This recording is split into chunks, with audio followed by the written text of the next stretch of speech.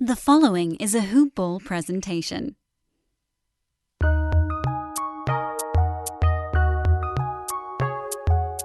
Welcome to the Fantasy NBA Today podcast.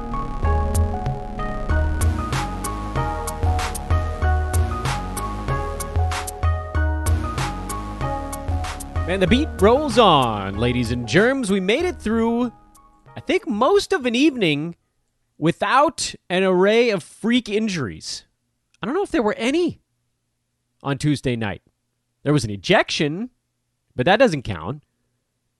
And we had mostly the same guys that were out before. Yeah, I mean, Boston, I guess, was a little bit weird because there were some bodies missing, but it sounds like they're all pretty close to coming back. I think we did it, guys. Now, admittedly, there were only 6 games on Tuesday night, so getting through a 6-gamer without half of your team going down is a much smaller deal than doing it on a normal size evening. But you know what? We take the tiny wins where we can get them. It was kind of a clunky night for basketball, really. Minnesota-Houston was kind of fun. Thunder, Celtics, that was kind of fun. There were like 2 out of the 6 games that were actually marginally compelling. But enough about all of that. Let's just dive on into things. This is Fantasy NBA Today. I'm your host, Dan Besbris. This is a Hoop Ball presentation. You can follow me on Twitter at Dan Besbris, DanBesbris, or just Google search Dan from Hoop Ball. You can follow Hoop Ball by going to hoop-ball.com. And now, honestly, it's too late for me to try to ram a fantasy pass down your throat. There's only 2.5 weeks left in the regular season. You'd be paying for a whole month, and you only use it for a little over half the month. I'd love it if you did it. It'd be great. I think you'd really enjoy it. To be able to get in there and ask us all questions in the Discord all day, every day, man. It's humming 24/7. Fantasy passes at hoop-ball.com. You click on the premium tab. Or maybe get yourself ready for some DFS in the postseason. Mike and Santino's division, those guys are running a hell of a division right now. But you can start with their free podcast. It's called NBA DFS Today. Just like Fantasy NBA Today. We made it real easy for you guys over here at Hoop Ball. That's a free one. Go find those guys. DFS Today. That's the podcast. Look for the Hoop Ball logo so you know you got the right one. Get ready for that. For the postseason, you can get our DFS pass for $1.99 a month. Or, if you want to bet the postseason, you know damn well I'm going to be handicapping that joint. Wager pass is 33 cents a day. You get my stuff and you get 8 other handicappers on top of it. As they just keep rolling up victories. I love it. You love it. Everybody loves it. Let's go get some of that stuff. Help power our locomotive here. Hoop-ball.com. Again, this is your Wednesday edition of Fantasy NBA Today. Thanks for bearing with me this week, guys. I know we've had sort of weirdly early release times on these shows, so they don't always reflect the latest news of the late morning or midday. You know, I like to put my show out just a tiny bit later in general during the fantasy playoffs to try to catch some of that injury stuff. But we've been without childcare this week, so I kind of got to get it done when I can. So, hopefully, it's been all right. But let's dive into the Tuesday card. I don't think it's going to take all that long. I feel like this might be the one time I say we're going to have a slightly shorter show, and I'm not lying to you guys. Don't worry, I'll fill the excess time with advertising. Portland, blowout winners at Indiana thanks to Anthony Simons knocking down 9 3-pointers. All of his points coming on those 9 3-pointers. He was just heat check blasting it from all over the place. 27, 4-4 with 2 steals. I mean, if you happen to have that dude in a lineup, more power to you. They were a streaming option because Portland did just start a 5-game in 7-night thing yesterday, on Tuesday in this ball game. And who knows? I mean, the other 4 games in that 5 and 7, Simons might total out to what he got in this first one. We talked a little bit about streaming Carmelo Anthony, and he was fine. 13 points on 6 shots. He was weirdly efficient in a lower minute total game. Lower usage, 2 boards, 2 assists, a steal, a 3-pointer. You know, if you get that 5 times in 7 days, that's not terrible. Think about that. If that's what you got, that'd be 65 points, 10 boards, 10 assists, 5 threes, 5 steals over a week. That's pretty good, actually. Yusuf Nurkic and his canter just annihilated the lack of Indiana front court. O'Shea Brissett continues to be kind of the only man standing Jakar Sampson played 23 minutes, technically the starting center. Brissett, technically the starting power forward. That team badly misses their entire front court. Miles Turner, Domantas Sabonis, even Goga Bitadze, they are all still out for the Pacers. And as a result, Indiana is going to have some trouble when they run up against a team that has a little bit of size, as Portland does. Rough start to a 3-game week, too. If you're looking at it from the roto versus head-to-head perspective, and Portland, there isn't a whole lot. Now that you got the 5 and 7 games stretch going, you just sort of stuck with it for a week if you're streaming somebody there. If you're not, then it's the same old usual stuff. With Indy, it's a little bit more complicated. If you're in roto, you're obviously continuing to use O'Shea Brissett until someone comes back. He's been great. He had 11 cash counters in this ball game. That's crazy. 2 steals, 5 blocks, and 4 3-pointers. That's a Mondo game.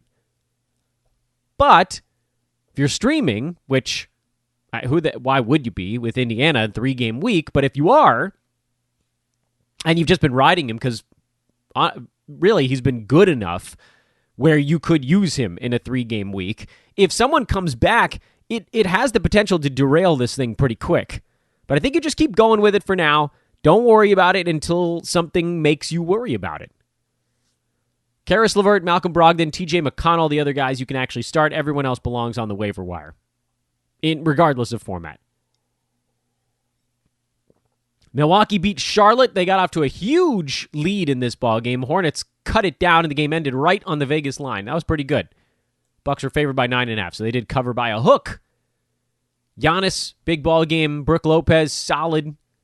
He just sort of quietly plodded his way back to an okay fantasy season. He wasn't the Brook Lopez we've had the last couple of years. There have been other front court people in Milwaukee, but he's been, again, freakishly durable. He's number 60 by totals in 9-cat, thanks to basically playing in every ball game. But number 93 by averages this year. Just a little bit of a sinking in a few things. Not doing quite as much. Blocks are at 1.4, which is fine. He's kind of trending the wrong way. But whatever. I mean, that's a discussion for the offseason more than anything else. Dante Di Vincenzo, he was fine. Milwaukee is kind of a popular team starting on Thursday. But the problem, of course, is that there really isn't a streamer-type guy. If Di Vincenzo is on the wire, he probably fits that mold, and that's kind of it. PJ Tucker was back, so Bobby Portis went back to being a fart.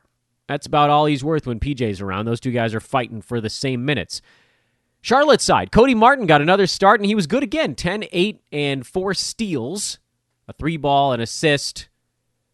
Did have 3 turns. I mean, tough to complain about that from a guy you're just sort of plug and play. Charlotte, this would have been a good thing to know at the beginning of their really good scheduling stretch, which, of course, ends tomorrow. Then they have 2 days off, and then they start another good scheduling stretch. But if you have a Hornet, you're probably dropping them after their game in Boston tomorrow night.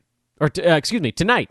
Get my days confused here when you record the show in the middle of the night. You guys know what I'm talking about. They play Boston tonight. That's their next ball game. And then things get goofy. Sorry, I get confused. I'm old. Miles Bridges, he's really turned into something here. This is a guy that was hovering right on the edge of interesting for a really, 2 years. Gordon Hayward went down, LaMelo Ball went down, and it just opened everything up, and he started becoming the Dunkmeister of the NBA, and he's just playing with confidence. I think he might actually just be good even when the other guys come back now. Even a diminished role, it seems like he just feels something different in his bones. The Thunder snapped their losing streak against the Celtics of all teams. Jaylen Brown, he tried to do it by himself. Well, he got some help from Peyton Pritchard. On the Thunder side, this is a 5-game week, so really whatever you've got going is head-to-head only, I think. Lou Dort was a possibility for Roto, and this was okay. This was a decent enough line in Roto. He had a free throw shooting extravaganza. 24 points for Dort. When he plays, he's going to be a usage behemoth. He knows they're going to rest him a lot, and so when he gets out there, he just starts firing away. Go, go, go, go, go. He and Darius Baisley kind of cut of the same cloth right now. Isaiah Roby seems like his stream is off to a fine start. Ty Jerome has been the surprise 5-game week boon the first 2 days.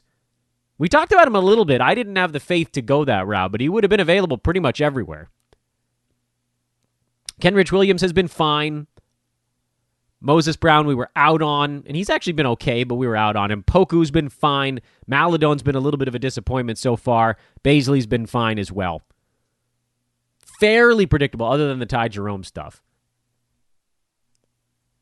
On the Boston side, this is part of a back-to-back for them. They had 4 games from this game through the end of the week, and then their schedule gets really ugly after Sunday, which does influence me a little bit. Because going into the game on Tuesday night, it wasn't really clear who was in and who was out for the Celtics. And that makes it a really hard decision if you're going to be trying to stream somebody. If you're looking at it from a head-to-head standpoint, you kind of missed your chance. I don't think that anybody on this team is good enough to warrant a 3-game pickup unless Evan Fournier got dropped.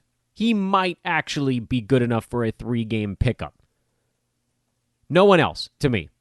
I don't like it. I know Pritchard had a big ball game, but I don't like it. It's not reliable enough. On the Roto side, it's a little bit of an easier thing because you can wait and find out who's in and who's out.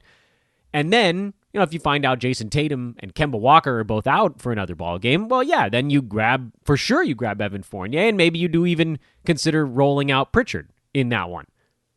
But if either one of those guys comes back, and it sounds like Kemba's going to miss this back-to-back, so that I guess that's less of a concern. Maybe Tatum's back. I think if either one of those guys comes back, then it pushes a few guys well below the cut line. Then you got Brown, whoever of those 2 guys comes back, Smart, probably Fournier, but not even necessarily a guarantee there, and I doubt Pritchard on the Roto side. Brooklyn, it took them a while to kind of wake up in this ball game, but they got there, and then they ended up beating Toronto by 13. The Nets are just a special offensive team when they've got even 2 of their big 3 in there. Kevin Durant, 17 points. Only took him 7 shots to get there. He was really playing facilitator in this ball game. So apparently was Mike James, who they've signed, and he's just playing minutes now because Bruce Brown's out. Might be back later this week. Can't really risk it in head-to-head. Kyrie Irving had a terrible ball game, and they still won because Uncle Jeff Green has been crazy good. Blake Griffin, who we did talk about on this show as kind of coming on of late, had another really nice ball game. 17, 6-1, 2 steals, a block, 2 3-pointers, and efficient. Would I trust him in Roto? Probably not. Did I trust him in head-to-head? Yep, damn right I did. I picked him up in a spot for their 4 games the rest of this week, if you include this one. And I thought for sure I was going to feel like an idiot by the end of that first game of his 4, and no, I don't. It went well. On the Toronto side, turns out Gary Trent actually is hurt. Well, I don't know. Honestly, this one I don't know what you do with. I really don't, because they're off tonight, and then they play 3 out of 4 to end the week. There is no one else you can pick up in the NBA that would have more than 3 games the rest of this week, so you almost have to wait until tomorrow. And if you find out midday that he's still out, then you probably flip him for one of a handful of teams that have 3 games Thursday through Sunday. Those teams are Brooklyn, Dallas, Houston, which maybe that'll be your avenue, Milwaukee, the Thunder, because they're a 5-game week. We already talked about Toronto. That's who we're talking about right now. And that's it. So maybe I think that's probably the move with Gary Trent. I don't think you're doing anything today, but you certainly are watching the news tomorrow. Meantime, Raptors starters are going right now. Khem Birch, Freddie VanVleet, Pascal Siakam, Kyle Lowry, OG Anunoby are all playing huge minutes. In terms of a 5-game streamer, because Gary Trent is out, Malachi Flynn's been able to carve out pretty much all of the backup guard minutes at point or shooting guard, and he's been good enough. If he did this every game for a 5-game week, it would be more than good enough. Not that dissimilar from the Melo line we just talked about. Will he? I don't know. I really don't know. If Trent comes back midweek, I would think that actually probably does take a few minutes away from Flynn. And maybe, I don't know if this is true or not, but maybe they don't play VanVleet 42 minutes. But whatever, these guys got their rest, so I guess that was the plan. Don't look now, but the Minnesota Timberwolves are having fun.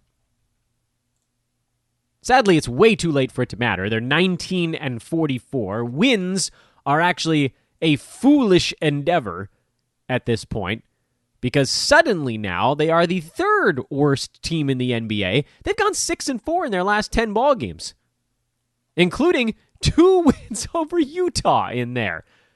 This one was less impressive. They took down the John Wall-less Houston Rockets, the Kelly Olynyk monsters. And they did it with well-rounded play. Cat had a nice ball game. D'Lo and Anthony Edwards actually weren't that great. Certainly from an offensive standpoint, neither one of them was good at all. Anthony Edwards missed all 3 of his free throws. He shot 41%, which, by the way, only 41% because he dunked twice in the closing seconds. It was generally in the low 30s for most of the ball game. D'Angelo Russell, 29% shooting in this ball game. Wildly inefficient. How did they win it? It's not really clear. Jared Vanderbilt was pretty darn good off the bench. 8 points, 7 boards, 3 steals, perfect 4 for 4 shooting. They got nice contributions from Juancho Hernan-Gomez. That won't stick. And they got stops at the last moment when they needed it. Really, they just picked on the fact that Houston has about 4 guys that belong on an NBA roster right now. Sorry, Houston. That's just the way it is. Kelly Olynyk's been amazing. Jayshawn Tate's been amazing. Christian Wood's been amazing. And then it's a little bit of a toss-up. Is it going to be Kevin Porter Jr. coming out of protocols? No, he wasn't very good. Is it going to be KJ Martin, who's been pretty good off the bench? Yeah, he was actually all right in this ball game.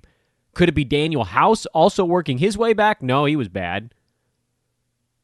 So Houston really has these 3, sometimes 4 guys that you can rely on, but you just can't play those guys 48 minutes, much as they kind of tried to in this ball game. Tate played 40. Boy, he's really turned into something good. Christian Wood, 24 and 18. He was inspired, man. You could see the Rockets really wanted this game. Wood seemed like he wanted to go at Towns. He did get Cat to foul out, but it wasn't enough. The streaking Minnesota Timberwolves. Why did I talk about this game from a realities perspective? Well, because the fantasy side is actually kind of boring. Ricky Rubio has disappeared now. The point guard job is D'Angelo Russell's. It feels like he might be starting in their next ball game. They also said they're playing to win games down the stretch, so I think all the big guys are just going to be in there. Cut Rubio, play the 3 big ones. That's it. Houston side, Olynyk, Tate, Wood. Play them. Kevin Porter Jr., yeah, you play him. He'll be better in his next one, and there's no John Wall, so he's in. So you got 4 guys on the Houston side. House coming back kind of screwed up is it going to be Armani Brooks, Avery Bradley, DJ Wilson, Daniel House, or KJ Martin? And it was instead kind of none of the above. None of the above. And then the last game on the docket was not compelling. Luka destroyed the Warriors nearly by himself. 39, 6, and 8 for Luka, who was questionable with an elbow thing. Apparently, he's fine. Dorian Finney-Smith had another nice ball game, though, and then Trey Burke filling in for Josh Richardson.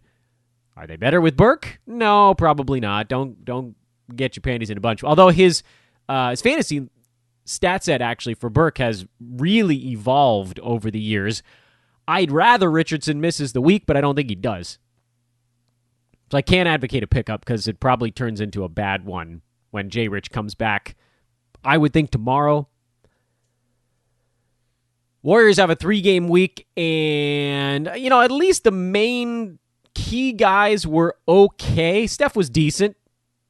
Wiggins was okay. Didn't shoot the ball well. Draymond took 1 shot in 29 minutes. Had 11 boards, 3 assists, 3 steals, and 2 blocks.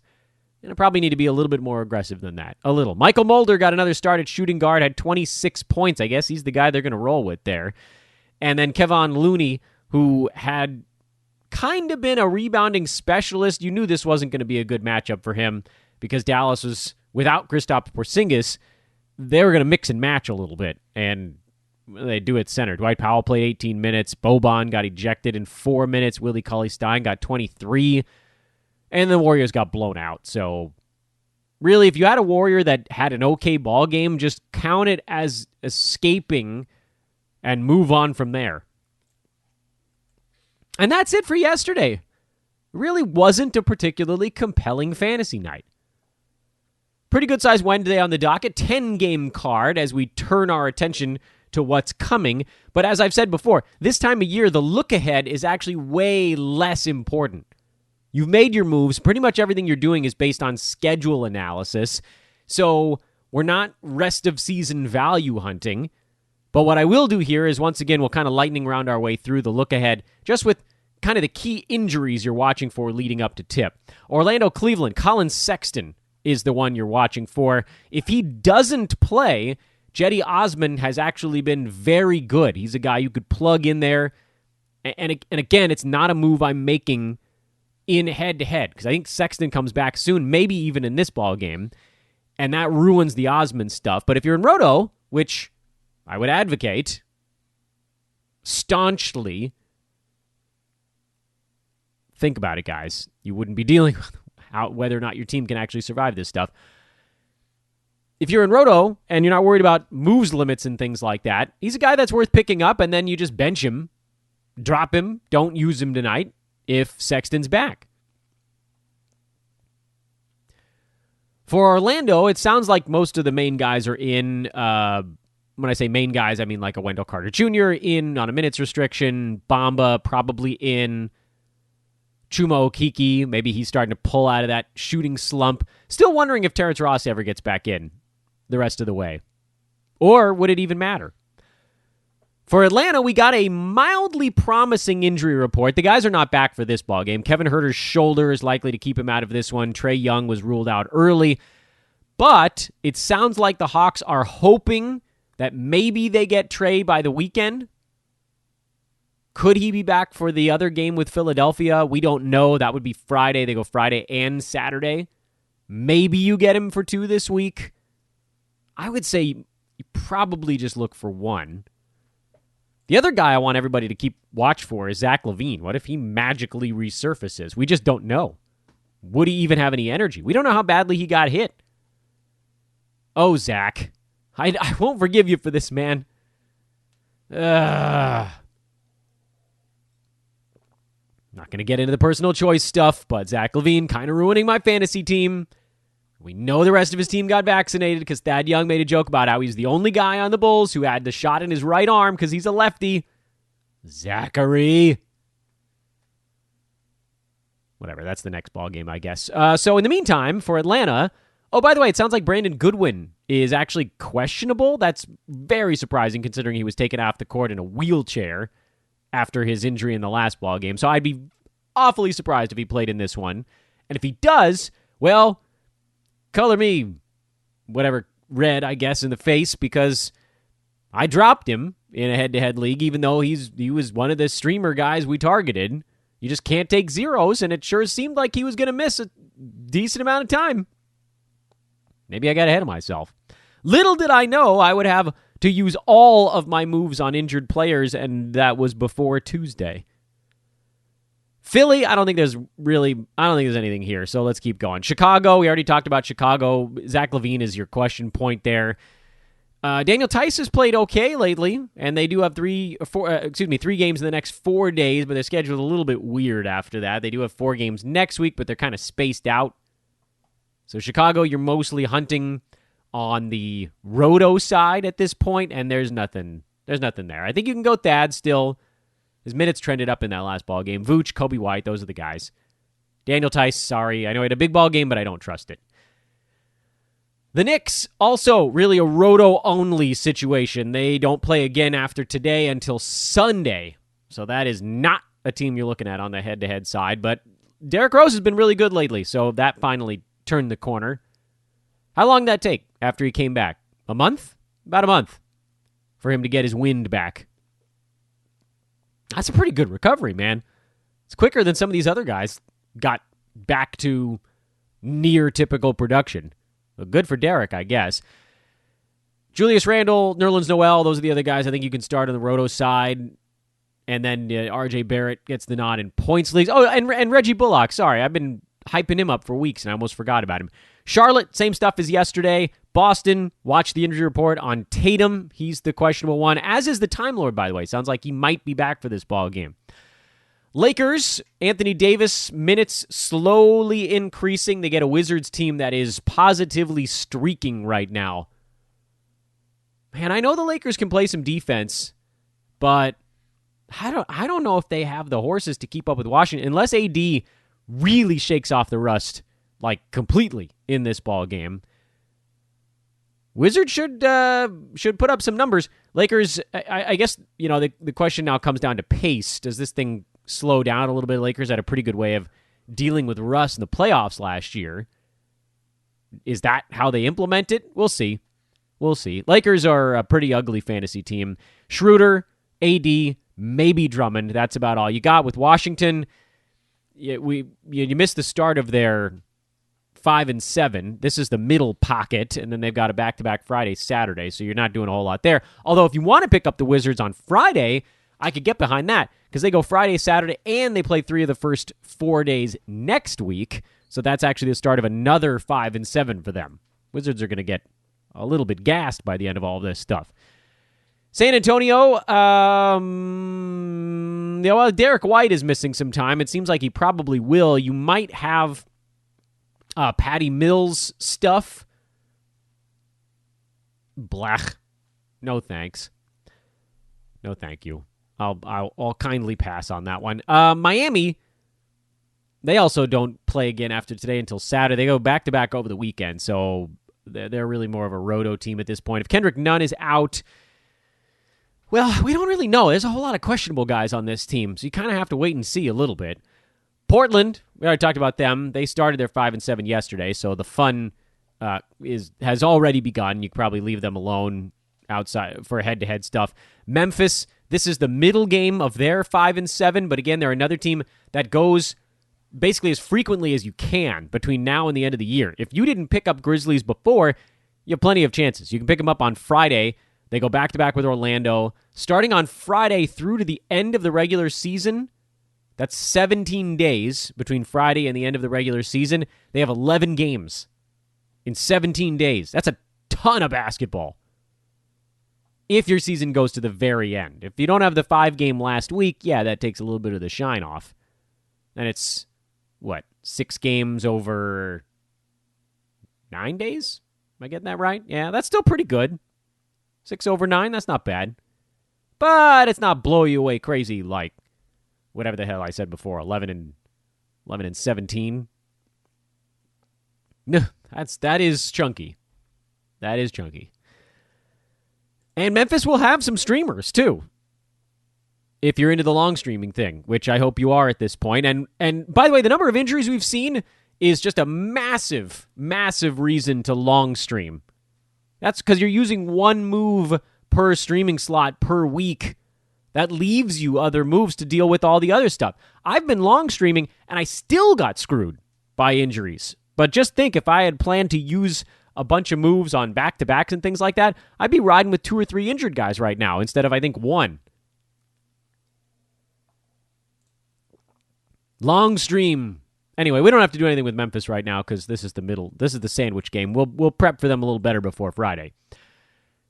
Nolans, the Pels, they looked better in their last ball game. They got a back-to-back here against Denver and Oklahoma City.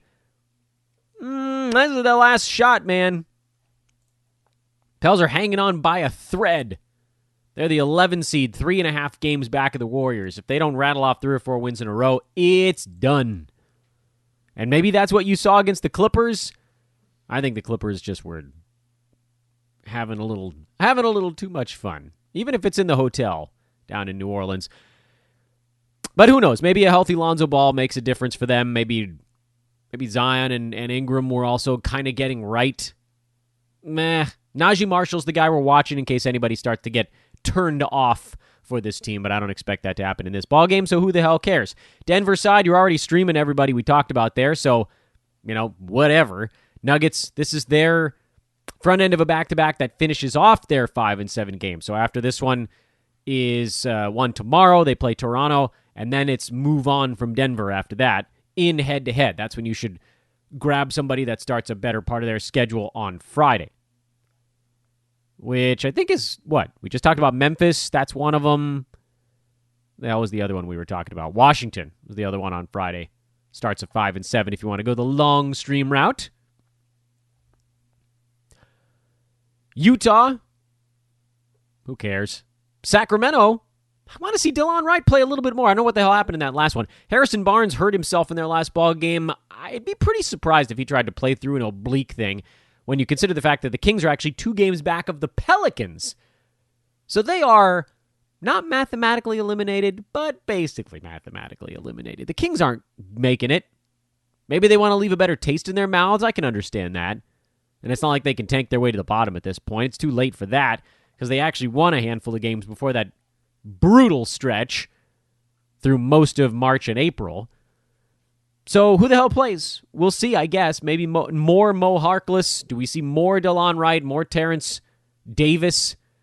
It's unclear. I still think Delon's going to have a decent week. I guess the competition here with Utah is not my favorite, but there's some stuff. I would use him in a roto league, by the way. I'm confident enough in Delon Wright. I think he'll play 23, 24 minutes, or maybe he even clears that number if we get lucky. If Barnes is out, I would use him in roto. And then the Clippers are in Phoenix. We'll see if their loss in New Orleans wakes him up a little bit. Clippers Suns. You'd think it should be a good ball game, but I don't know. Weird things happen towards the end of the year. I guess that's more of a betting thing than a fantasy thing. Clipper side, still no sign of Kawhi Leonard, so you can continue to use Marcus Morris and Reggie Jackson. Those guys get big usage bump. Paul George did tweak something in that game in New Orleans, so maybe he sits out, in which case those other guys get a big lift, and then the Clippers don't really play for a while after that. They get 2 days off, and they got Denver, just 1 game the rest of the week after this one.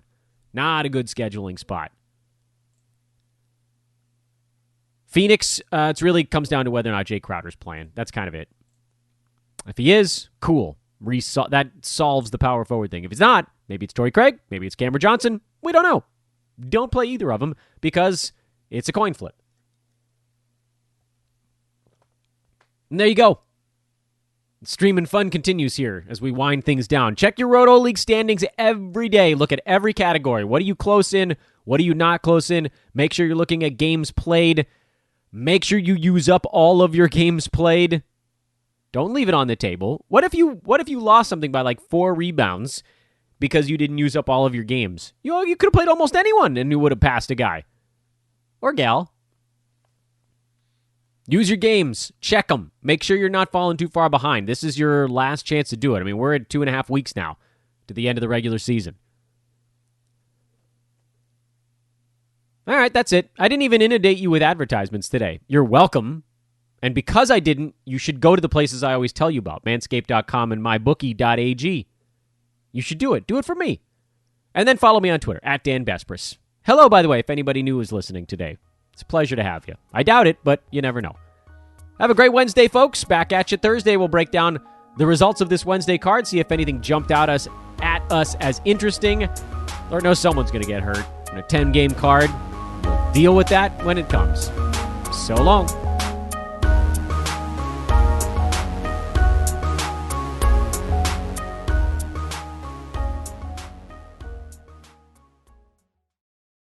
This has been a Hoop Ball presentation.